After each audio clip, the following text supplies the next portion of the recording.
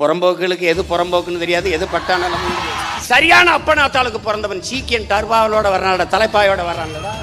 உண்மையிலே நல்ல ஆண்மகனாக இருந்தால், நேர்மையாளனாக இருந்தால், அவன் தலைப்பாகை கலட்டி முடியை கழட்டி விடுறாப்பா. அமெரிக்காவில் துப்பாக்கி, ரஷ்யாவில் தோட்டா, இஸ்ரேலில் பீரங்கி, இதையெல்லாம் இப்படி ஒவ்வொரு நாடாக பிச்சை எடுத்து வாங்கிட்டு வந்து எந்த நாட்டோட சண்டை போட்டு என்னை காப்பாற்ற போற? ரஷ்ய புரட்சியாளன் டெல்லின்னு சில சாஞ்சி கிடக்கும்போது சின்ன பையன் ஒன்று கிடிச்சிட்டான். அதாவது இவர்களை மாறி அறிவார்ந்து சிந்திக்கிறவர்களை நீங்க சந்திக்கவே முடியாது, சந்திக்கவே முடியாது. இந்த வானூர்தி நிலையத்தில் இருக்கிற மீனம்பாக்கம் வானூர்தி நிலையத்தில் என்ன பிரச்சனை? என்ன பிரச்சனை? ஏற்கனவே ஒரு பன்னாட்டு முனைமம் இருக்கு, அதை பிரதமர் வந்து இப்ப சீரமைச்சு திறந்துட்டாரு. ஆனா இன்னும் செயல்படல, இருக்கிறதே செயல்படல. 1321 ஏக்கர்லயே நீங்க இன்டர்நேஷனல் டெர்மினல் இருக்கு, டொமஸ்டிக் டெர்மினல் இருக்கு, ஏர்போர்ட் இருக்கு. அப்ப நீங்க இங்க என்ன சொல்றீங்க? அந்த 4563 ஏக்கர்ல நீங்க நல்லா கவனிச்சுக்கணும். 3246 ஏக்கர் வந்து அது 46 ஏக்கர் புள்ளி 38 ஏக்கர் வந்து மக்களுக்கானது, அதாவது விளைநிலங்கள், பட்டா நிலம். அது 1317 ஏக்கர் புள்ளி 18 ஏக்கர், 317.18 ஏக்கர் வந்து அரசு புறம்போக்குங்கிறீங்க. அதையே ஆவணப்படம் சொல்லுது பாருங்க, 300 ஏக்கர் தான் அரசின் புறம்போக்கு. இந்த புறம்போக்குகளுக்கு எது புறம்போக்குன்னு தெரியாது, எது பட்டானாலும் தெரியாது.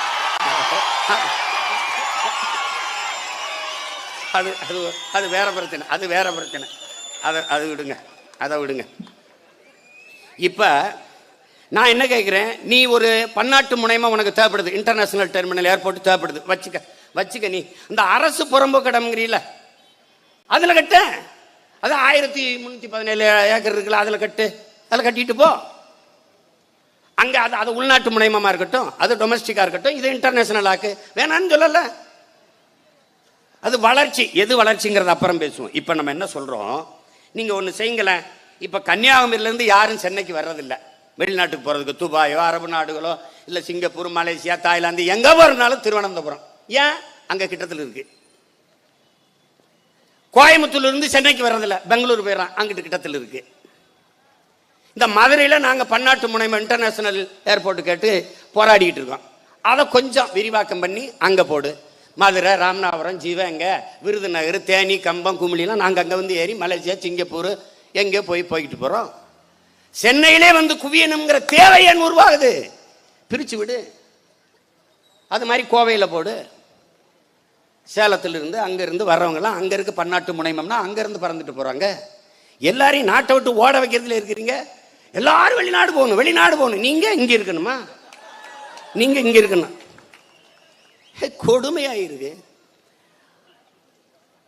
9 கோடியே 30 லட்சம் பேர் பயணிக்கிறான் ஒரு ஆண்டு ஒன்று இருக்கு அட்லாண்டா அமெரிக்காவினுடைய வானூர்தி நிலையத்தில்.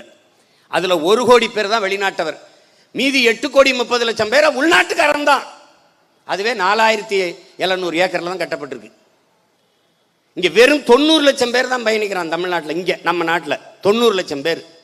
இதுக்கு எதுக்கு 5000 ஏக்கர்ல ஏர்போர்ட் வருது? அது 2050 அது வளர்ச்சியை நோக்கி போகுமா? அடுத்த வருஷம் நாங்க இருப்போமா இல்லையான்னு தெரியல. நீ 50க்கு போயிட்ட ராஜா. செல்போன் இல்லைன்னு எந்த நாட்டிலும் புரட்சி வந்ததில்ல ராஜா. எங்களுக்கு பிளைட் இல்லைன்னு புரட்சி வந்ததில்ல, கார் இல்லைன்னு புரட்சி வந்ததில்ல, போராட்டம் வந்ததில்ல, டிவி இல்ல, மிக்சி இல்ல, கிரைண்டர் இல்ல, ஏசி இல்லைன்னு எவனும் வீதிக்கு வந்ததில்ல. ஆனால் நீரும் சோறும் இல்லை என்றால் அந்த நாட்டில் புரட்சி வராம இருந்ததில்லை. இன்னைக்கு போராடுகிற எங்கள் வேளாண்குடி மக்களை பார்த்தா உனக்கு பைத்தியக்கார மாதிரி, ஏமாளி மாதிரி தெரியும். ஒரு விவசாயி வீதியில் நிற்கிறான் என்றால் அது நாடு இல்லை, நரகம் என்று புரிந்து கொள். நீ அது நாடு இல்லை, நல்லா கவனிச்சுக்கணும். ஒரு விவசாயி வாழ்கிறான், வளர்கிறான் என்றால் அந்த நாடு வாழுது, வளர்கிறது என்று பொருள். ஒரு நாட்டில் விவசாயி வாழ முடியாமல் தற்கொலை செய்து கொண்டு சாகிறான் என்றால் அது நாடு இல்லை, சுடுகாடு என்று பொருள்.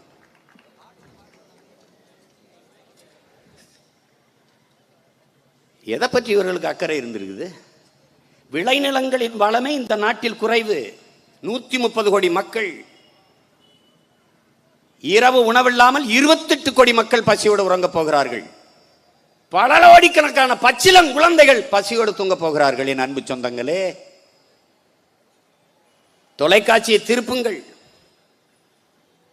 அப்படி ஊட்டச்சத்து இல்லை. இல்ல வலையொலிய தட்டுங்களேன். குழந்தைகளை அப்படியே சோர்ந்து போய் பூஞ்சை நோய்பட்டு சத்தில்லாத எலும்புந்தோலுமான குழந்தைகளை தோளில் கிடத்தி கொண்டு தாய்மார்கள் தந்தைமார்கள் அழுவதை பாருங்கள். உங்கள் குழந்தைகளைப் போல எங்கள் குழந்தையும் ஊட்டமாக வளர உங்கள் சம்பளத்தில் ஒரு 500 ரூபாய் அனுப்பி வையுங்கள் என்று தொண்டு நிறுவனங்கள் கையேந்துவதை பாருங்கள். அப்ப குழந்தைகள் நல பணம், அந்த சில்ட்ரன்ஸ் வெல்ஃபேர் ஃபண்டுன்னு ஒதுக்குறீங்களா? அது எங்க? பல ஆயிரம் கோடி ஒதுக்குறீங்களா? இது எங்க? அப்படி கேள்வி கேட்டால் நீங்க இன்னொரு தடவை சொல்லுங்க, ஒதுக்கீடு. அதான் நீங்க ஒதுக்கிட்டோம். நாங்க அளிப்போம்னு சொல்லலையே, வழங்குவோம்னு சொல்லலையே. எங்க அந்த பணம்? நாட்டின் எதிர்காலம் என்பது அந்த பிஞ்சு குழந்தைகள் தானே. நாட்டின் வளம் என்பதே அவர்கள் தானே. அவர்களை பட்டினி போட்டுட்டு என்ன வளர்ச்சி பத்தி பேசிட்டு இருக்கிற நீ? சரி, முதல்ல வா, வளர்ச்சினா என்னன்னு பேசுவோம் வா. இப்ப இந்த வானூர்தி நிலையம் வந்தா வளர்ச்சி அடைஞ்சிரும். தமிழ்நாடு சிப்காட் வந்தா வளர்ச்சி அடைஞ்சிரும்.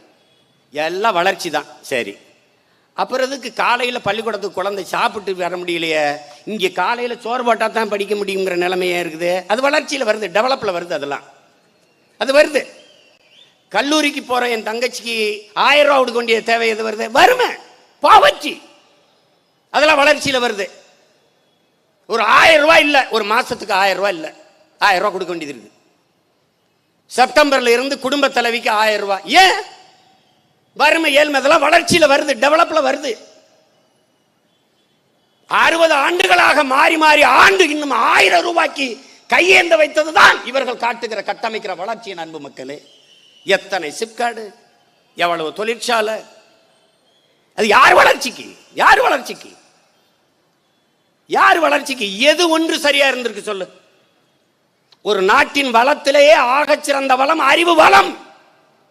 அறிவை வளர்க்கிற கல்வி தனியாரின் மிக உயர்ந்த விற்பனை பண்டம். சந்தை பொருள், லாபம் கொட்டுகிற தொழில். வகுப்பறைகள் வியாபார அறைகளாக, வர்த்தக அறைகளாக மாறிவிட்டது இந்த நாட்டில். நீ வெக்கம் இல்லாம வளர்ச்சி பற்றி பேசிக்கிட்டு இருக்க. மாணவர்களுக்கு பஸ் பாஸ் ஃப்ரீ, பஸ் கட்டணம் இலவசம். நான் பஸ் கட்டணத்தை எடுத்துக்கொள்கிறேன் ஆட்சியாளர்களே, கல்வியை தரமாக இலவசமாக கொடுங்கிறேன். வளர்ச்சி பற்றி பேசுறீங்க, வெக்கம் அல்ல? பள்ளிக்கூடத்திற்கு கல்லூரிக்கு கட்டுவதற்கு காசு இல்லாமல் என் தாய்மார்கள் தாலியை, தங்கத்தை, தோடு, தொங்கட்டானை, மூக்குத்தியை அடமானம் வைத்து கலட்டி வைத்து அந்த காட்சியெல்லாம் பார்த்த பிறகும் நீங்க டெவலப் பத்தி பேசுகிறீங்க. டெவலப் எதுவும் எது டெவலப்? உயிரை காக்கும் மருத்துவம் இருக்கா? கேட்டா நாங்க இலவசமா தான் மருத்துவத்தை கொடுக்குறோம், கொடுத்துருக்கோம், கொடுத்து கொண்டு இருக்கிறோம். அப்பயே ஐயா எம்ஜிஆருக்கு முடியாத போது அங்கே போய் படுக்கல? எதுக்கு அப்போலோ போனாரு? எதுக்கு ஐயா கருணாநிதிக்கு முடியாத போது எம்ஜி ராமச்சந்திராவுக்கும் காவேரிக்கும் போனாரு? அங்கேயும் படுக்கல. ராஜீவ்காந்தி மருத்துவமனையில் படுத்தா ராஜீவ்காந்தி மாதிரி நீங்களும் போயிருப்பீங்க. இதென்ன? அரசை நடத்துகிறவர் தானே அம்மையார் ஜெயலலிதா. அவர் ஆட்சி அதிகாரத்தின் கீழே தானே அரசு மருத்துவமனை இருக்குது. அப்புறம் அவர் அப்போலோல போய் படுத்தாங்க சொல்லுங்க? 75 நாள்ல போனவங்க 7 நாள்ல போயிருவாங்கன்னு நம்பிக்கை. ஏன்? அவ்வளவு தரம், அவ்வளவு ஸ்டாண்டர்ட், அவ்வளவு குவாலிட்டி மருத்துவர்கள் இருக்கிறார்கள். ஆனால் தரம் உயர்த்தப்பட்டிருக்குதா? இல்லை. நீங்க பாருங்க, இப்ப 1000 ரூபா குடும்ப தலைவிக்கு, அது எதுல வருது? அது வளர்ச்சியில வருது. கல்லூரிக்கு போற நம்ம தங்கச்சிகளுக்கு 1000 ரூபா, அக்காவுக்கு ஒரு 1000 ரூபா கொடுத்துட்றாங்க. சரி, இதெல்லாம் வளர்ச்சியில் வருது. மிக்சி, கிரைண்டரு இதெல்லாம் இலவசமாக வந்துடுது. மடிக்கணினி, சைக்கிள் எல்லாம் இலவசமாக வந்துடுது. இப்போ இந்த 1000 ரூபா குடும்ப தலைவிக்கு போகுது. ஆனால் தண்ணீர், ஆவின் இருக்குல்ல, ஆவின் பால் விற்பனை இருக்குல்ல, அதோடு சேர்த்து தண்ணீர் அரசு விற்பனைக்கு கொண்டு வருது. தண்ணீர் ஒரு குடும்பத்துக்கு மாசம் 5000 ரூபாய்க்கு தண்ணி வாங்குறான். நீ 1000 ரூபாய் கொடுத்துட்டு தண்ணியை வைப்பேங்கிற. நீ என்ன செய்ய? 1000 ரூபாய் நீ வச்சுக்க, தண்ணி இலவசமா தாண்ட. தூய தண்ணீரை தன் நாட்டு குடிமக்களுக்கு குடிக்கும். தவிச்ச வாய்க்கு தண்ணி கொடுக்க முடியாத அரசு இருந்தா என்ன, செத்தா என்ன? அது அரசு இல்ல, தரிசு. தண்ணீர் உலக உயிர்களின் உடைமை. அதை விற்பனைக்கு கொண்டு வந்தது யார்? அறிவை வளர்க்கும் கல்வி, உயிரை காக்கும் மருத்துவம், உலக உயிர்களின் உயிராகாரமா இருக்கிற நீர், இதை மிக உயர்ந்த சந்தை பொருளாக மாற்றிய நாடு நாடு இல்லை, அது நரகம். நீங்க வளர்ச்சி பத்தி பேசுறீங்க. இங்கே கூடியிருக்கிற என் அன்பு சொந்தங்கள்கிட்ட கேட்கிறேன், இந்த நாட்டின் குடிமக்கள் நீங்கள், இது என்னுடையது என்று சொல்லிக்கொள்ள ஒன்று சொல்லுங்கள். ஏர்போர்ட், அதானி போர்ட், ஃப்ளைட் இருக்கா? இல்லை. ட்ரெயின், ஒரு விபத்து நடந்தது ஒடிசால, உடனே இதை தனியாருக்கு கொடுத்தா தான் சரியாக நடக்கும். அதை நான் ஏற்கிறேன். இப்ப நீட்டு தேர்வை யார் நடத்துறது? இந்தியாவில் தரமான மருத்துவர்களை உருவாக்குவதற்கு அமெரிக்காவில் இருக்கிற ப்ரோமெட்ரிக்ங்கிற நிறுவனத்திற்கு என்ன வேண்டுதல்? அவனுக்கு எதுக்கு ஒப்பந்தம் கொடுத்த? எதுக்கு கொடுத்த? நீட்டு தேர்வை அவன் நடத்துறான். இதெல்லாம் வளர்ச்சி. நல்லா சிந்திங்க. தேர்வு எழுத போகிற போது பிள்ளைகளின் மனநிலை என்னவா இருக்கணும்னு நினைக்கிறீங்க நீங்க? எப்படி இருக்கணும்? ஆனால் தேர்வு நிலை, அந்த தேர்வு எழுத போற அந்த அரங்குக்குள்ளே நுழையும் போது நம் தங்கையும் தம்பிகளும் படுற பாட பாருங்க. தலைமுடியை விரிச்சு விடணும், 1/4 கிராம் கூட இல்லாத மூக்குத்திய கலட்டணும். ஏன்னா அதுக்குள்ள விட்டு கொண்டு போயிருவாங்கிறான். இதை நம்ப சொல்றான். இந்த மூக்குத்திக்குள்ள விட்டு கொண்டு போயிருவாங்க, தோடுக்குள்ள கொண்டு போயிருவாங்க. ஒருவேளை சுடிதார் இதுவரைக்கும் கை இருந்தா இங்க நறுக்கிடுவான். தலைமுடியை விரிச்சு விடணும். இதை விட கொடுமை உள்ளாடைகளை கலட்டி தேர்வு அரங்கத்துக்குள்ள அனுப்புனது. இது எந்த மாநிலத்தில் நடந்திருக்கு? இந்த மனநிலையில போய் என் தங்கச்சி தம்பிகள் என்ன எந்த மாதிரி தேர்வை எழுதுவார்கள் என்று நீங்க சொல்லுங்க. ஆனால் நீ சரியான அப்பனாத்தாளுக்கு பிறந்தவன், சீக்கியன் டர்பாவலோட வர்றான்ல, தலைப்பாயோட வர்றான்லடா, தேர்வு எழுத வர்றான்ல. நீ உண்மையிலே நல்ல ஆண்மகனாக இருந்தால், நேர்மையாளர் இருந்தால், அவன் தலைப்பாகை கலட்டி முடியை கழட்டி விடுறா பாப்பேன். நீ சரியான ஆள் கழட்டி விடுறா பார்ப்போம். தொலைச்சு போடுவேன். ஏன்னா கத்தியோட தான் தேர்வுக்குள்ளே வருவான். சிரிக்காத. நான் சீக்கியனுக்கு ரொம்ப சொந்தக்காரன், நெருங்கிய சொந்தம். அவன் என் முன்னாடி வந்து குதிச்சு வாழை வீசி சுத்துவான். எங்க ஆளுகள்லாம், அண்ணன் நம்மளும் இப்படி ஏதாவது ஒன்று வச்சுக்கிட்டு சுத்தணும்னே. இப்ப சுத்தன உள்ளதுக்கு போடாங்க, வந்து சுத்துவோம், பேசாம இருக்கும். கொடுமை. இதெல்லாம் வளர்ச்சி. தொடர் வேண்டிய தனியார் கொடுத்துடணும். நம்ம என்ன சொல்றோம்? நீட்டு தேர்வே ஒன்னால நடத்த முடியல, தரமா அமெரிக்காவுடைய ப்ரோமெட்ரிக் அந்த நிறுவனம் தான் நடத்தும்னா தேர்தல் ஆணையத்தையும் தனியாக கொடுத்துரு, நல்லா தேர்தல் நடத்திடும்ல. கொடுத்துரு. அப்படியே பாராளுமன்றத்தையும் கொடுத்து கட்டத்து கட்டி விட்டுருங்க. என்னை கேட்டால் அந்த செங்கோலுக்கு பதிலாக வைக்கோலையாவது வச்சிருக்கலாம். ரெண்டு மாடாவது வந்து பசியார தின்ட்டு போயிருக்கு. கால கொடுமை கொடுமை கொடுமை. அதில் 2 பேர் கிளப்பி விட்டான். அந்த செங்கோலை கையில் பிடிச்சி வந்தால் தொடர் வண்டி விபத்தாகி பல பேர் செத்து போயிட்டாங்க. இது நீங்க எண்ணற்ற நாடுகளில் வந்து தம்பி நாங்கள் வரும்போது பார்த்துருந்தோம். 20 ஏக்கரில் சைனாவில் செங்காயின்னு ஒரு இடத்துல ஒரு விண்ணுறுதி நிலையம் இருக்குது. ஒரு பெரிய விண்ணுறுதி இருக்குது. ஆனால் 20 ஏக்கரில் ஒரு விண்ணுறுதி நிலையம் இருக்குது. அதில் ஆண்டு ஒன்றுக்கு 3,11,00,000 பேர் பயணிக்கிறான். 20 ஏக்கரில். லண்டனில் ஹீத்ரோ அந்த வானூர்தி நிலையத்தில் ஆண்டு ஒன்றுக்கு 8 லட்சம் பேர் பயணிக்கிறாங்க. ஆனால் 3033 ஏக்கரில் தான் அது கட்டப்பட்டிருக்கு.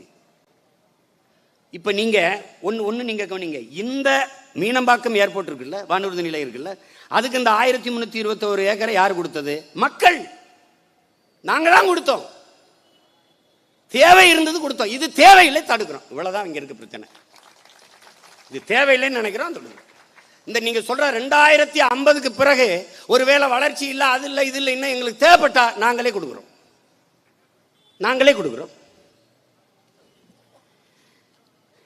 12 ஏரி அதுல நாசமா போறது. 12 ஏரி,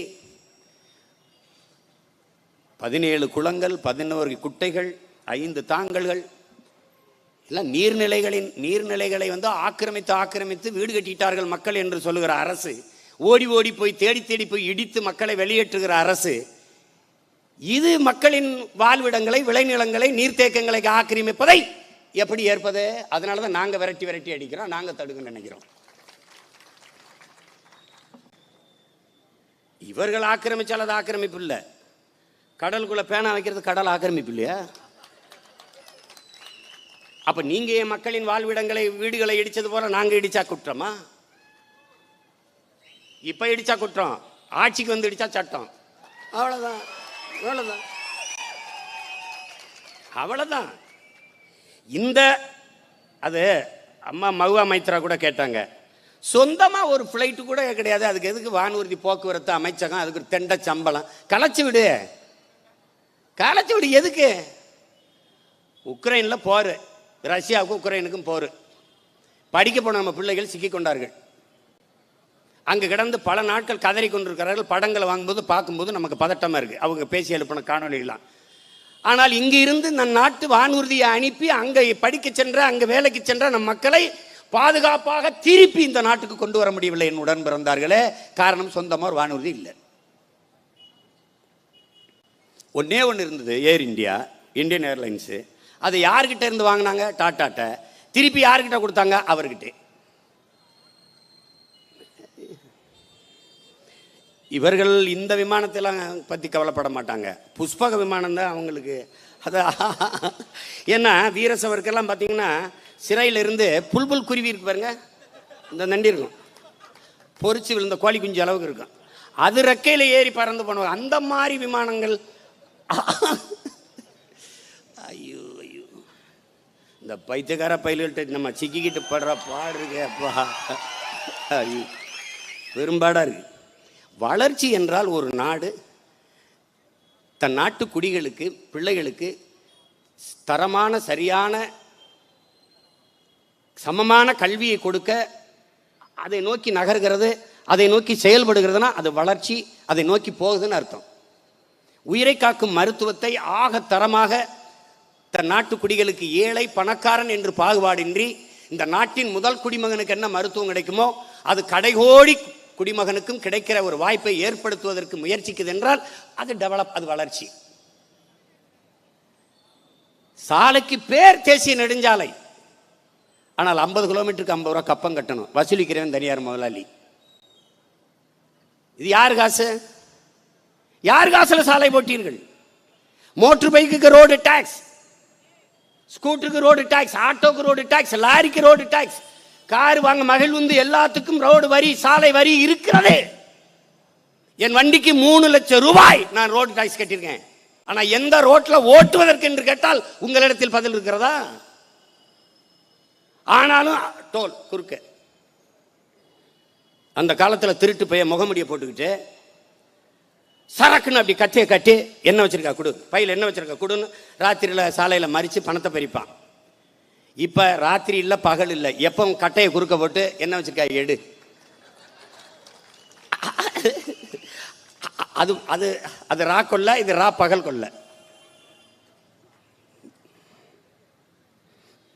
என்ன இருக்கு? ஒன்றுன்னு உங்களுக்கு சொந்தமாக ஒன்று இருக்கா? எல்ஐசின்னு ஒன்று இருந்தது, அதுவும் பங்குகள் தனியாருக்கு விற்கப்பட்டுருச்சு.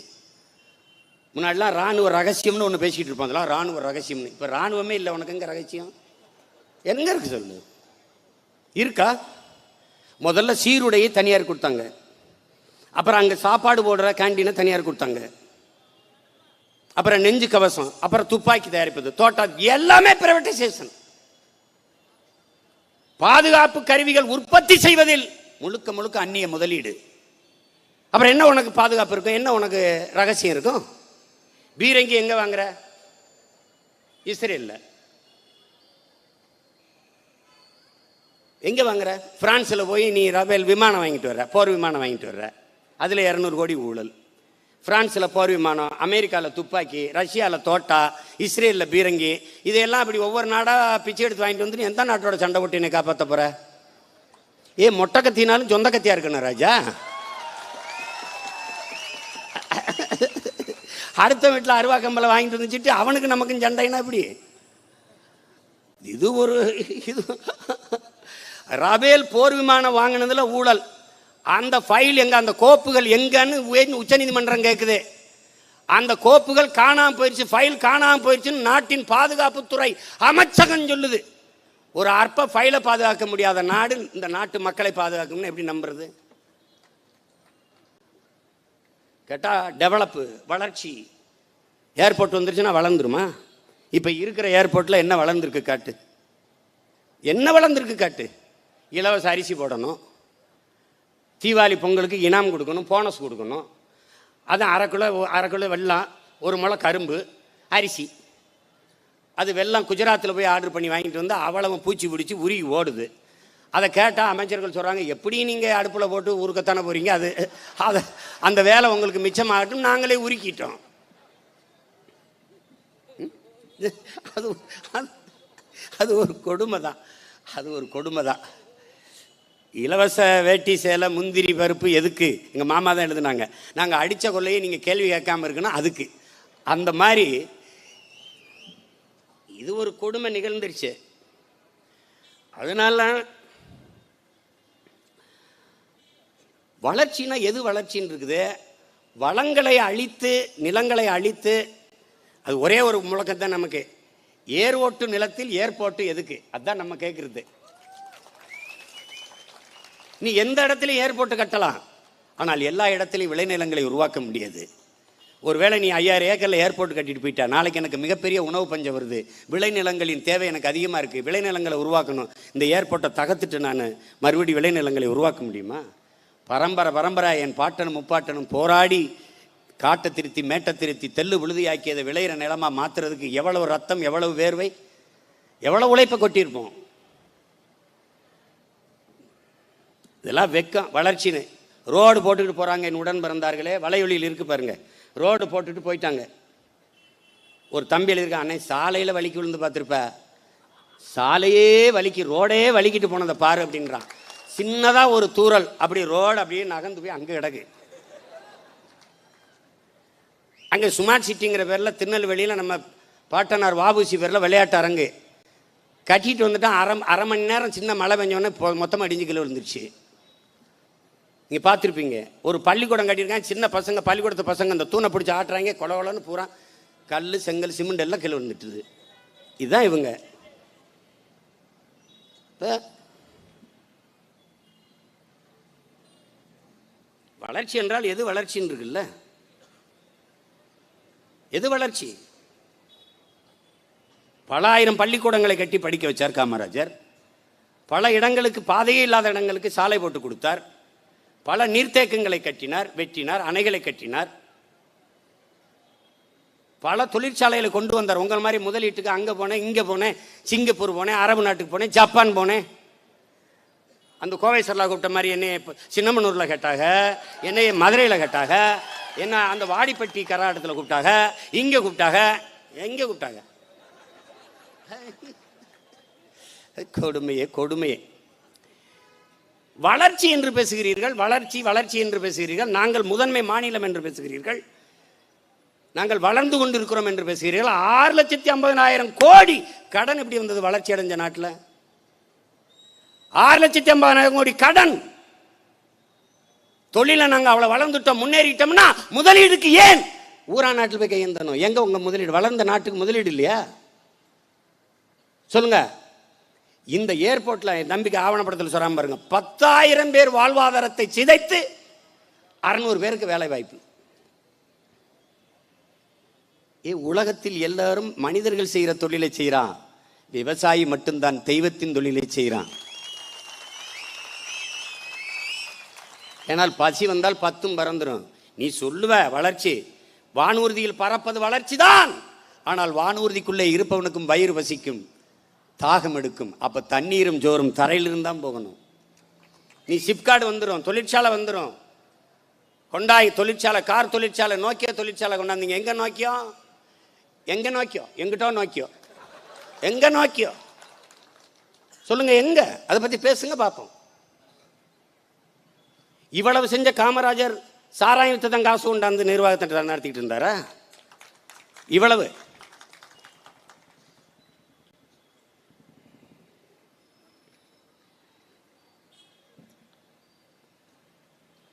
விளைநிலங்களை வேளாண்மையை கைவிட்ட நாடுகளெல்லாம் பிச்சை எடுக்குது. நீங்கள் பார்க்குறீங்க, நிறைய எண்ணெய் கிணறுகள் இருந்தது. சாவேஸ் அந்த எண்ணெய் கிணறுகள்லாம் அரசுடைமை ஆக்கினார். அமெரிக்க எண்ணெய் கிணறுகளையும் சேர்த்தாக்கினார். வேளாண்மை கைவிட்டுட்டு தொழில் வளர்ச்சி தொழில் வளர்ச்சி தொழில் வளர்ச்சி என்று போனார்கள். கடைசி என்னானது? ஒரு காக்கை, ஒரு கொக்கு, ஒரு நாய், ஒரு நரி, ஒரு பன்னி, ஒரு பாம்பு, ஒரு ஆடு, ஒரு மாடு ஒன்றும் கிடையாது. பசி தின்னுட்டான். கடைசி என்னாச்சு? மக்கள் ஓடினார்கள் வீதி எங்கும், உணவு கிடைக்கல. தெருவெங்கும் பணம் கொட்டி கிடக்குது, ஒருத்தன் குனிஞ்சு எடுக்கல, ஏன்னா அது தேவையில்லை. ஆனால் கடைகளை, கண்ணாடிகளை நொறுக்கினார்கள், ரொட்டி துண்டுகளை அள்ளி கொண்டு ஓடினார்கள் மக்கள். அந்த நிலை வருவதற்கு முன்பு எச்சரிச்சுக்கணும். நீங்க ரொம்ப தூரம் போவேனா, இந்த இருக்கு ஸ்ரீலங்கா, இலங்கை. என்ன நடந்துன்னு பார்த்துங்க. 2 ஆப்பிள் 2000 ரூபா, 3000, 5000 வந்துருச்சு. சாப்பாட்டுக்கு வழி இல்லாமல் திணறிட்டான். அந்த நிலைமை இந்த நாட்டுக்கு வராதுன்னு நீங்க நினைக்கிறீங்களா? பேராபத்தை நோக்கி நீங்க போய் கொண்டிருக்கிறீர்கள். இவர்கள் ஸ்மார்ட் சிட்டி பேசுவார்கள், ஸ்மார்ட் வில்லேஜ் பேச மாட்டார்கள். ஒரு பக்கம் கிராமங்கள் காலியாகிக் கொண்டே வருகிறது, ஒரு பக்கம் நகரங்கள் பிதுங்கி வீங்கி கொண்டே போகிறது. கல்வி, வேலை வாய்ப்பு, மருத்துவம் எல்லாம் நகர்ப்புறத்தில் தான் கிடைக்குது என்ற உடனே மக்கள் அங்கிருந்து வெளியேறி வருகிறான். ஒரு சின்ன நிலப்பரப்புக்குள் குவிகிறான். அப்ப வீடு வாடகை ஏறுது, நில விலை ஏறுகிறது, மின்சார தட்டுப்பாடு வருது, நீர் தட்டுப்பாடு வருது. அங்கே விளைநிலங்கள் காலியாக இருக்கிறது. உனக்கு பால், அரிசி, பருப்பு, முட்டை, கீரை, நெய், கத்தரிக்காய், வெண்டைக்காய், சுரக்காய் எல்லாம் விளை வைத்து கிராமத்தில் தான் இங்கே வரணும். ஆனால் கிராமங்கள் காலியாகி கொண்டிருக்கிறது. அங்கே வேளாண்மை செய்ய ஆள் இல்லை. இருக்கிற உழவர் குடியும் நீ வாழ விடல, விளைநிலத்தை பறிக்கிற. கடைசி என்னாவ? நீ விளைநிலங்களை வீட்டுமனையாக்கி அங்கே மாளிகை கட்டி மொட்டை மாடியில் தோட்டம் போடுவதை பெருமையாக பேசிக் கொண்டிருக்க பைத்தியக்காரர்கள். அதான் ஹியூபர்ட் ரீவ்ஸ்னு ஒருத்தர், ஒரு அறிஞன் சொல்றான்ல, ஹியூபர்ட் ரீவ்ஸ், மனிதன் ஒரு பைத்தியக்கார கூட்டம்ங்கிறான், பைத்தியக்கார இனம். கண்ணுக்கு தெரியாத கடவுளை வணங்குவான், கண்ணுக்கு தெரிகிற கடவுள் இயற்கையை அழிப்பான். அந்த வேலையை தான் நாம் செய்து கொண்டிருக்கிறோம்.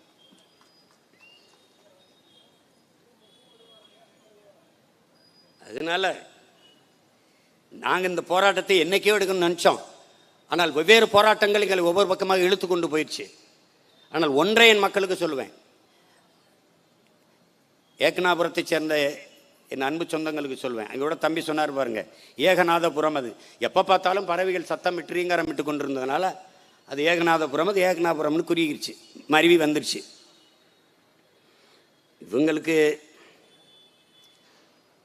ஒன்றுதான் நான் சொல்லுவேன், நானும் நாம் தமிழர் பிள்ளைகளும் இருக்கிறவரை, உங்களோடு இருக்கிறவரை அங்கே வானூர்தி நிலையம் வராது. அது மாதிரி 8 வழிச்சாலையும் வராது. இப்போ பேனா வந்தால் அவங்ககிட்ட அதிகாரம் இருக்கு, இவன்லாம் சொல்லி நம்ம நிப்பாட்டுறதானே நிப்பாட்டல. அதே தான் நானும் ஒரு நாள் அதை நிப்பாட்ட மாட்டேன். அது பார்ப்போம். எனக்கு ஒரு வெறி இருக்குல்ல, கடற்கரை தானே, அது எப்படி உங்களை புதைக்கிற கல்லறையாக மாறிச்சு? எப்படி மாறிச்சு? அப்படி என்னத்தை நீங்கள் பண்ணிட்டிய? என்னத்தை பண்ணிட்டிய? அடிமைப்பட்டு கிடந்த நாட்டுக்கு விடுதலைக்காக செக்கிழுத்த என் பாட்டை எங்கே புதைக்கப்பட்டிருக்கான்னு தெரியல, எங்கே புதைக்கப்பட்டிருக்கான்னு தெரியலையே. தூக்கில் தொங்கின எங்கள் முன்னோர்கள்லாம் எங்கே இருக்கு நினைவிடம்? எதுக்கு 2 ஏக்கரில் உங்களுக்கு படுக்கிறதுக்கு? 2 ஏக்கர், இதுவரை 8 ஏக்கர் எடுத்துக்கிட்டு இன்னும் எத்தனை பேர் அங்கே படுத்து கடற்கரை எடுத்துட்டு? நான் ஒரு நாளைக்கு கடற்கரைக்கு போனேன், கல்லறை தானே இருக்கும், கடற்கரை எங்கே இருக்கும்? அவ்வளோ பெரிய புரட்சியாளன் நெலின்ங்கிறாங்க, அவன் சிலைவே தள்ளி விட்டு ஒரு சின்ன பையன் வாங்கிட்டு ஒன்று கடிச்சு போயிட்டான்.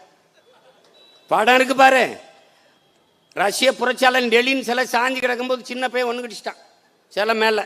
இது எம்மாத்திரம்.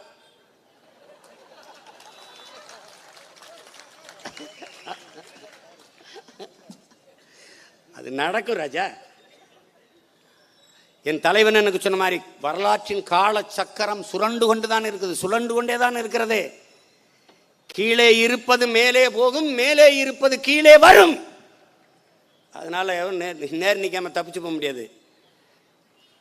உங்க கையில பால், உங்க காலில் பால் பந்து இருக்கு, அடிக்கிறீங்க. ஒரு நாள் எங்க கையிலுக்கு வந்து ஓங்கி அடிப்போம், ஓங்கி அடிப்போம். அது கோலாகுது இல்லை கோர்ட்டுக்கு இது திடலுக்கு வெளியே போகுது, அதை பற்றி கவலை இல்லை, அடிச்சு விட்டு போயிட்டே இருப்போம். சும்மா இதெல்லாம் சேட்ட பணத்திமரில் 81 ஏக்கர். இங்கே பாருங்க, கிராமங்கள் தோறும் மார்பளவு சிலை, மாவட்டந்தோறும் சிலை, அப்புறம் கல்யாண மண்டபம், அப்புறம் நூலகம். யாரு காசு? யாரு காசு? ஆனால் எங்கள் முன்னோர்களுக்கு எத்தனை சிலை இருக்குது? அயோத்திதாஸ் இருக்குது, ரெட்டமலை சீனிவாசனுக்கு, வாபுசிக்கு, இல்லை வேலு நாச்சியாருக்கு, இல்லை தீரஞ்சி எத்தனை சிலை வச்சுருக்கீங்க நீங்கள் சொல்லுங்கள். பூலித்தேவனுக்குன்னா நாங்கள் நெற்கட்டுஞ்சவனுக்கு போகணும், மருதுபாண்டிக்குன்னா சிவகங்கைக்கு போகணும் வணக்கம் செலுத்த, இல்லை மதுரைக்கு போகணும் தெப்பக்குளத்துக்கிட்ட போய் வணக்கம் செலுத்த போகணும்.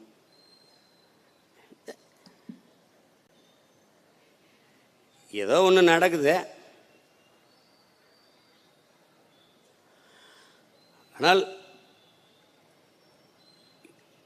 என் மக்கள் பயப்பட தேவையில்லை, அச்சம் கொள்ளாதீர்கள். அதெல்லாம் நடக்காது, நம்மை மீறி நடக்காது. ஃபிடல் காஸ்ட்ரோ சொல்கிற மாதிரி கஷ்டங்கள் துன்பங்கள் என்று ஒன்று வரலைன்னா நமக்கு போராடுகிற குணமே வந்திருக்காது. புரட்சியாளர் அம்பேத்கர் நமக்கு கற்பிக்கிறதான், இழந்துவிட்ட உரிமைகளை பிச்சை கேட்டு பெற முடியாது, போராடித்தான் பெற்றாக வேண்டும். இது நம்ம நிலம். தம்பி வெற்றிமாறன் எடுத்த படத்தில் வட சென்னையில் ஒரு இது வரும், நம்ம இடம் நம்ம ஊர், பாதுகாக்க நாம தான் சண்டை செய்யணும். அப்படித்தான் எங்கள் தலைவன், இது என் தாய் நிலம், என் தாயின் மடி, இன்னொருத்தன் ஆக்கிரமிக்க விட மாட்டேன், என் உயிரை கொடுத்தாவது போராடி தடுப்பேன் என்று போராடினார். அதுக்கு ஒருத்தர் 2 பேர்ல 50,000 பேருக்கு மேல உயிரை விலையாக கொடுத்துருக்கான். அதனால நம்ம ஒருத்தன் கூட உயிரை கொடுக்க வேண்டியதில்லை. நாங்கள் தமிழர்கள், இது என் தாய் நிலம் என்று உணர்வை கொடுத்து ஒன்றிணைந்து நின்றாலே போதும். நீ ஒன்னும் செய்ய வேண்டாம்.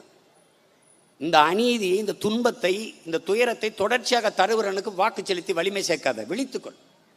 ஒரே ஒரு ஓட்டு உன் மகனுக்கு போட்டு நீ போய் காலை நீட்டு வீட்டில் படு, மிச்சத்தை நான் பார்த்துக்கிறேன்.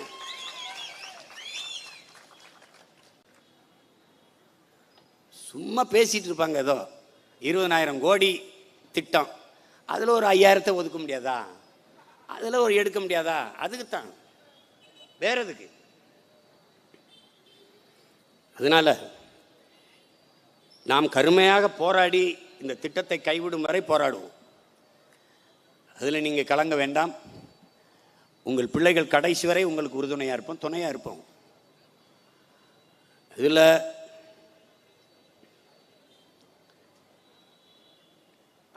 ஆனால் தொடர்ந்து இந்த 13 கிராம மக்கள் தங்கள் பிள்ளைகளின் எதிர்காலத்தை கருதி அவர்களும் பல நாட்கள் பள்ளிக்கு போகாமல் போராட்டத்தில் பங்கேற்றார்கள் என்று நினைக்கும் போது பெருமையாக இருக்கிற ஒருவரை மனம் வழியாகவும் இருக்கிறது. நீங்கள் உங்கள் வேலைகளெல்லாம் விட்டுவிட்டு இந்த நிலத்தை காப்பாற்றுவதற்காக களத்தில் நின்றமைக்கு உங்களை பெரிதும் நான் பாராட்டுகிறேன். உங்கள் அனைவருக்கும் என்னுடைய புரட்சிகரமான வாழ்த்துக்களும் வணக்கம். நீங்கள்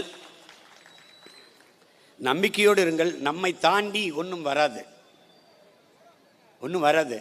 நான் இந்த பாஞ்சாலங்குறிச்சின்னு ஒரு படம் எடுத்தேன். அதில் அண்ணன் விஜயகுமார் அண்ணன் வீட்டில் எங்கள் அண்ணன் பிறகு வேலைக்கு இருப்பார். அவர் பேர் மாயாண்டி தவிர இவர் பேர் கிட்டான். அங்கே காரிசாமின்னு ஒரு இருப்பான் வில்லன். அவன் மாயாண்டி ஊரில் பெரிய மனுஷன். அவர் என்னோட நீ கம்பு கட்டி ஜெயிச்சுட்டு அப்புறம் சொல்லு பஞ்சாயத்துன்றான். உடனே இவர் எங்கள் அண்ணன் ஐயா, அவர் மாயாண்டி காலில் போய் விழுந்து கம்பு எடுத்துக்கிட்டு, ஐயா உங்களை வண்டிக்குள்ளே உட்கார வச்சுக்கிட்டு வண்டிக்கு முன்னாடி இருந்து வண்டி ஓட்டிகிட்டு போகிறேன்னா எதிர்த்த மாதிரி வர்ற ஆபத்து எனக்கு பின்னாடி தாயா உங்ககிட்ட வரணும். அதனால் நான் காரிசாமியை கம்பு கட்டி ஜெயிக்கிறேன்யா, நீங்கள் என்னை வாழ்த்தி விடுங்கயான்னு வாழ்த்து வாங்கிட்டு போவார். அது மாதிரி உங்களுக்கு என்ன சொல்கிறேங்க, இல்லைங்க, இந்த நிலத்தில் என் மக்களுக்கு, என் இனத்திற்கு எந்த ஆபத்துனாலும் என்னையை தாண்டி தான் வரணும்.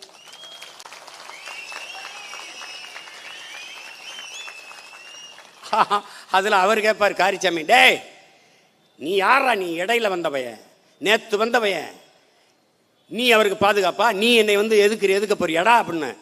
அவருக்கு திருப்பி பதில் சொல்வார், இங்கே பாருங்க, பிறக்கும் போதே மாட்டுக்கு 2 காது இருக்கு, ஆனால் இடையில தான் 2 கொம்பு வருது. அவ்வளோ பெரிய மாட்டுக்கு இடையில வந்த அந்த கொம்பு தான் பாதுகாப்பு.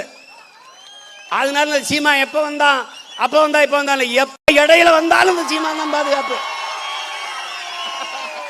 அவன் சொல்லுவான், இவெல்லாம் நேற்று வந்த பைய, நாங்கள் 60 வருஷமா நீங்கள் கிழிச்சதுல தான் நாங்கள் வீதியில் நிற்கிறோம். நீங்கள் எனக்கு பிரச்சனை எங்கள் தலைவர் சொன்னது தான், துன்பத்தை தந்தவனுக்கு அது திருப்பி கொடுத்துரு, வழியை தந்தவனுக்கே திருப்பி கொடுத்துருங்க. 60 ஆண்டுகளாக எங்களுக்கு பிரச்சனையை தவிர எதையும் தரல, அந்த பிரச்சனையை ஒரு தடவை திருப்பி உங்களுக்கு தாரோம். கொஞ்ச நாள் வெயிட் அண்ட் சீ. ஆமாம், இதெல்லாம் இந்த நூற்றாண்டில் இவங்க பேசின பகுத்தறிவு என்ன, சமூக நீதி என்ன, முற்போக்கு என்ன, இந்த நூற்றாண்டில் இந்த காலகட்டத்தில் கோயிலில் போய் ஒரு சமூக மக்கள் வழிபட முடியல, பூட்டை போட்டு பூட்டிட்டு போகுது. ஓடா நான் நிற்கிறேன் கும்பிடான்னு சொல்ல முடியல. அதிகாரம் அடித்தட்டு மக்களுக்கு துணை நிற்கிறத விட்டுட்டு பூட்டிட்டு போகுது. அது ஒரு கேள்வி கேட்குது. அப்படி மீறி அவர்களை கோயிலுக்குள்ள கும்பிட விட்டால் அவர்களுக்கு யார் பாதுகாப்புன்னு ஒரு அரசாங்கம் பேசுகிற பேச்சாது? ஒரு அரசாங்கம் இதை சொல்வது அது தோல்வி இல்லையா, கேவலம் இல்லையா? வேங்க வாசலில் போய் ஏங்க பேசலை அப்படின்னு கேளுங்களேன். அப்படிலாம் நம்ம நடவடிக்கை எடுத்துட்டோம்னா அந்த மக்களுக்கு என்ன பாதுகாப்பு இருக்கும்? அரசாங்கம் பேசுதுங்க இவ்வளவு காவல் படையை வச்சுக்கிட்டு.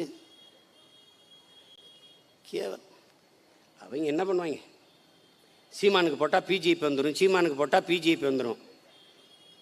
ஒரு நல்ல ஆண்மகன் வீரன் தான் நான் இருக்கிற வரை அவன் வர முடியாதுன்னு தானே சொல்லணும். அவன் தானே வீரன், அவன் தானே ஆண்மகன்.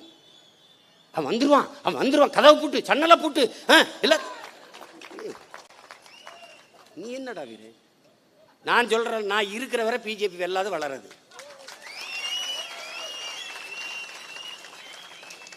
எனக்கு பயந்துக்கிட்டு தான் எல்லா வேலையும் நடக்குது. வேலை தூக்குனது எனக்காகத்தான்.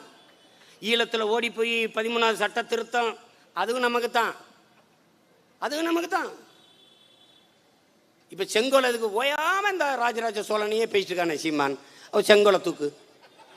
அது எங்கள் பாட்டை வச்சுருந்த செங்கோலை உமிடி பங்காரு கடையில் ஆர்டர் பண்ணி வாங்கிட்டு போன அது அது உமிடி செங்கோல்னு வேணா, உமிடி பங்காரு செங்கோல்னு வேணா சொல்லலாம். அதை வச்சுக்கிட்டு இப்படி பார்த்துக்குரு. நம்ம பைத்தியக்காரங்க இல்லை, அதில் கவனமாக இருக்கணும். ஹிட்லர் வர்றான்ட்டு அங்கே இருக்கிற மருத்துவர்கள்லாம் பைத்தியக்கார ஆஸ்பத்திரிக்கு வர்றாருன்ட்டு எல்லா பைத்தியத்துக்கும் வணக்கம் போட கற்றுக் கொடுத்துட்டாங்க. வணக்கம் அப்படின்னு. ஹிட்லர் வரும்போது எல்லா பைத்தியமும் எந்திரிச்சு வணக்கம் போட்டுருச்சு. ஒருத்தன் உட்காந்துருக்கான். ஹிட்லர் நேர கோவத்தில் போய், நீ ஏன் எனக்கு வணக்கம் போடல? சொல்றது கேளியா, நான் பைத்தியம் இல்லையா? உண்மையிலே நான் பைத்தியம் இல்லையா? அது மாதிரி நாங்கள் சொல்றது கேளியா, உண்மையிலே நாங்கள் பைத்தியம் இல்லையா? அது உங்களை மாதிரி பைத்தியம் கிடையாது. ஐயா, நான்லாம் உங்களுக்கு சொல்கிறேங்களுங்க, இங்கே இந்த நாட்டில் பைத்தியக்காரங்களுக்கு நல்ல பதவி கிடைக்குது. அதனால சீக்கிரம் நீங்கள்லாம் பைத்தியமாயிருங்க, நானும் பைத்தியமாயிடுறேன். ஒன்றுதான் என் உடன் பிறந்தார்களே, மண்ணையும் மக்களையும் உயிருக்கு மேலாக நேசிக்காத ஒருவனுக்கு மண்ணை ஆளுகிற தகுதி இல்லை. ஆனால் இந்த மண்ணையும் மக்களையும் நம் உயிருக்கு மேலாக நேசிக்கிறோம். ஆனால் ஆள்வதற்கான வாய்ப்பை பெறவில்லை ஒழிய ஆள்வதற்கான தகுதியை நாம் பெற்றிருக்கிறோம். அதனால தைரியமா இருங்க. நான் சொல்றேன், நீங்க பயப்படாதீங்க, அச்சப்படாதீங்க. பயந்து என் தாய்மார்கள்லாம் கண்ணீர், நாங்கள் நிறைய கண்ணீரையும் பார்த்துட்டோம், கதறலையும் பார்த்துட்டோம். கண்ணீர் சிந்தாதீங்க, தைரியமா இருங்க. உங்களுக்கு நல்ல வீரமான பிள்ளைகள், அறிவார்ந்த பிள்ளைகள், போர்க்குணமைக்க பிள்ளைகள் நீங்கள் பெற்றிருக்கிறீங்க. அப்படிலாம் சாதாரணமாக வந்து டப்பு டப்புலாம் தொட்டுட்டு போயிட முடியாது. கவலைப்படாமல் இருங்க. அதுவும் குறிப்பாக ஏகனாபுரம் மக்கள் வந்து தைரியமாக இருங்க. அவர் சொல்கிறாரு, எங்களை பாதுகாங்கள், அதுக்காக தான் நாங்கள் வந்தே இருக்கோம். நீங்கள் கவலையே படாதீங்க, கவலையே படாதீங்க. துணிஞ்சு இருங்க, தைரியமாக இருங்க, தொடர்ந்து போராடுவோம். ஆனால் பட்டினி கிடப்பது அந்த மாதிரி போராட்டங்களை கைவிடுங்க. ஏன்னா மனித உயிருக்கே மதிப்பளிக்காத அதிகாரங்கள் இவை. நம் பசியை பொருள்படுத்தாது. உடலை வருத்தி கொள்ளாதீர்கள். தொடர்ச்சியாக களத்தில் நின்று முழக்கமிடுங்கள். தொடர் முழக்க போராட்டம், ஆர்ப்பாட்டம், அந்த மாதிரி. இப்போ நம்ம ஒரு கூட்டம் நடத்தலையா, அந்த மாதிரி செய்வோம், தொடர்ச்சியாக செய்வோம். நாங்கள் உண்மையிலேயே நம்ம கிராமத்தில் தான் நடத்தணும்னு ஆசைப்பட்டேன். நான் அனுமதி தரலை. கையெழுத்து வாங்குறதுக்கே அனுமதி தரலைன்னா பார்த்துக்குறேங்க. ஏன்னா பல ஆயிரக்கணக்கு லட்சக்கப்பு 2500 பேர் 3000 பேர் போட்டிருக்காங்கன்னா 2 லட்சம் 3 லட்சம் பேர் போட்டால் அது செய்தி ஆயிடுச்சுன்னா ஒரு சுட்டு செய்திங்க. ஒரு ட்விட்டர் பக்கத்தை முடக்க வேண்டியது இருக்குங்க. ஒரு ட்விட்டர் 4 வரி எழுதி போடுவோன்னா 4 வரி அதை முடக்க வேண்டியிருக்கு. அதில் தேசத்தின் இறையாண்மை ஒருமைப்பாடை காப்பாற்ற வேண்டியிருக்கு. 4 வரி இல்லையா?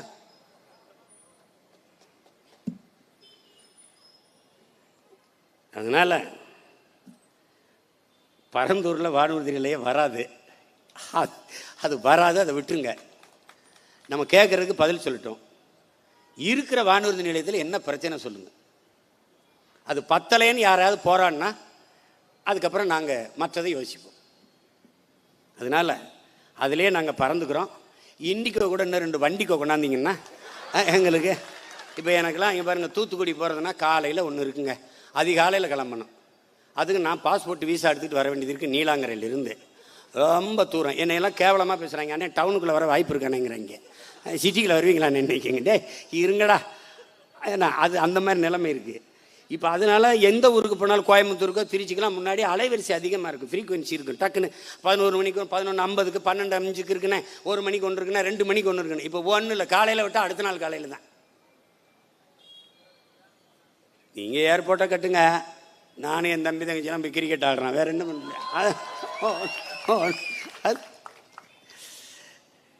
இன்னும் 2 வருஷம் இருப்பீங்களா அதிகபட்சம், இன்னும் 2 ஆண்டு என்ன பண்ணுவீங்க? 4 கல் நட்டு வச்சுட்டு போவீங்க. ஏன்னா 15 வருஷமாக அந்த எய்ம்ஸ் மருத்துவமனையை மதுரையில் கட்டிக்கிட்டு இருக்காங்க. 15 வருஷமாக கட்டுறாங்க. 15-20 வருஷமாக கட்டுறாங்க. 20 வருஷமாக கட்டுறாங்கங்க. அதில் அந்த அமைச்சர்லாம் 90 விழுக்காடு அந்த எய்ம்ஸ் மருத்துவமனைக்கான வேலைகள் முடிந்து விட்டது. நான் அந்த பக்கம் போகும்போதெல்லாம் மெதுவாக வண்டி ஓட்டுப்பா, அது எங்கே பாருங்க, ஒரு கல்லை வச்சாங்க. அது யார்? எங்கள் ஐயா அன்புமணி இருக்கார்ல, அவர் சுகாதாரத்துறை அமைச்சராக இருக்கும்போது நட்ட கல். அது ரொம்ப நாள் இருந்துச்சு. அதை தம்பி உதயநிதிக்கு பொருட்கள் தூக்கிட்டு வந்துட்டாங்க. இந்தா பாருங்க கல், இந்தா பாருங்க கல்லுன்னு. அதி மேதைகள் இருக்காங்கல்ல, முற்போக்கு திலகங்கள். நீங்கள் ஒரு செங்கோலை வைத்து எங்களை செங்கோட்டைக்கு அனுப்பிவிட்டீர்கள். என்ன செய்யறது? இன்னும் ஐயா முரசொலி படிப்பார், தேநீர் குடிப்பார், வடை சாப்பிடுவார்னு கொண்டு தினம் வச்சுக்கிட்டு இருக்காங்க. இவங்களுடைய பகுத்தறிவும் முற்போக்கும். நம்ம முன்னோர்கள் வழிபாட்டு மரபினர் சிவன் முருகன் கோயிலில் இருந்தோம், மாயோனை வழிபட்டு கொண்டிருந்தோம், குலதெய்வங்களை வழிபட்டு கொண்டிருந்தோம். இதெல்லாம் அறிவு இருக்கிறன்னு செய்யலாம், இதெல்லாம் பகுத்தறிவு இருக்கிறன்னு செய்யலாம், இதெல்லாம் முட்டாப்பை செய்கிறது, இதெல்லாம் அவன் செய்யறதுன்னு கூட்டிட்டான். பிராமணர்கள் நம்மளை கோயிலுக்குள்ளே வராதேன்ட்டான், நுழையாத தீட்டுன்ட்டான். இவன் கோயிலே தீட்டு போகாதுன்ட்டு வெளியே எடுத்துகிட்டு வந்து கடைசியாக கோயிலிருந்து கூட்டிகிட்டு வந்து வர, சிவன் கோயிலிருந்து நேராக வர, திருச்செந்தூர் பழனியிலிருந்து நேராக வர, இங்கே வர, கடற்கரைக்கு வர, வந்து புதகுழியில் ஐயா ரெண்டாண்ட கட்டை அடித்து பாடிக்கிட்டு இருக்க, பஜனை பாடிக்கிட்டு இருக்க. ஏது புதகுழியில் கோயிலிருந்து கூட்டி வந்து சமாதியை கும்பிட விட்டால் தான் பகுத்தறிவு. போ, என்னத்தே பண்ணி தொலைங்க. எல்லாத்துக்கும் ஒரு முடிவு கட்டணும், அதுக்கு ஒரு வழி தான் இருக்குது. இன்னும் 6 மாதத்தில் தேர்தல் வரப்போகுது, 24 பாராளுமன்ற தேர்தல்.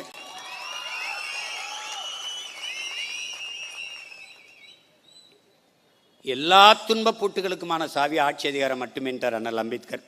அதை விட அவரை போல அறிவாசன் உலகத்திலே இல்லை, உலகத்திலே தலை சிறந்த கல்வியாளர். 60,000 புத்தகங்களை படித்தவர்.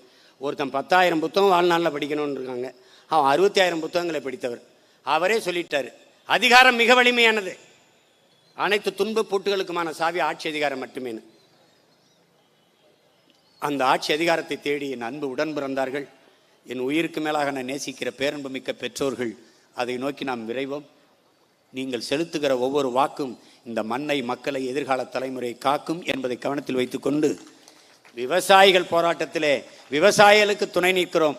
நீங்கள் விவசாய சின்னத்தை மறந்துவிடாமல் வாக்கு செலுத்துவீர்கள் என்ற நம்பிக்கையோடு